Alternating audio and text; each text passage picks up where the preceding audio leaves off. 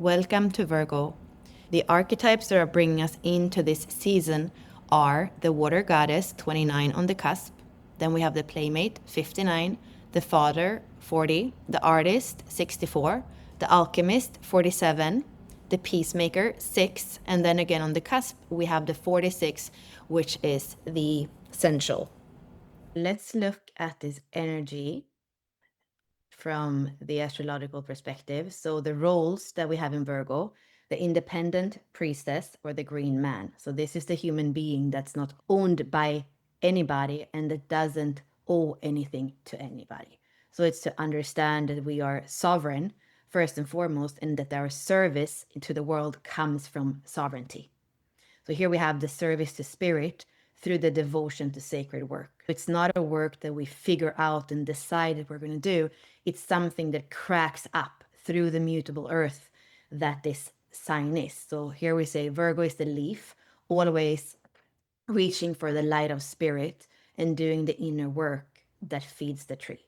There is a self-responsibility. In all the signs that are earth signs, there is a self-responsibility, anchoring both feet out of the ground of ourselves first. The very first time in the wheel that we met, the earth sign was in Taurus. This is fixed earth.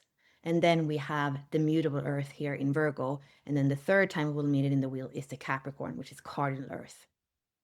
There is a healing ability. So when we see some of those archetypes, the alchemist, for example, 47, or the artist that is connected through being harmonic gates and the channel, the artist, they have this innate ability to feel into form and to allow the body, to allow the mutable earth, to allow whatever is in the cell memories to be integrated. Working with imprints without being tainted. That's the artist and the alchemist. Very tantric. And that is, again, the priestess or the priest that goes in working with the physical body, with the sexual energy, and walks out of there not being tainted by anything. Because the body, the mutable earth, is self-healing. And that's something that we saw during the pandemic. There were cars in the parking, and I saw birds having built a little nest behind one of the mirrors because nobody drove it. So just to know that it's self-healing, and just when we take our hands of trying to do our human thing, nature comes back and aliveness comes back. So there's so much aliveness in Virgo. And it's sad for all of the earth signs. This is something I see very powerfully. All the earth signs have that side to them where there is rigidity, where the masculine has come in and said, okay, in Taurus, we're just going to be like this and do this thing and go in this direction and one step after another, and we're just going to build that way. Or it can simplify to sometimes a way where it's not even fun anymore in the masculine, exaggerated expression. And then Virgo is all about the control and the organization and getting it right and improving and correcting.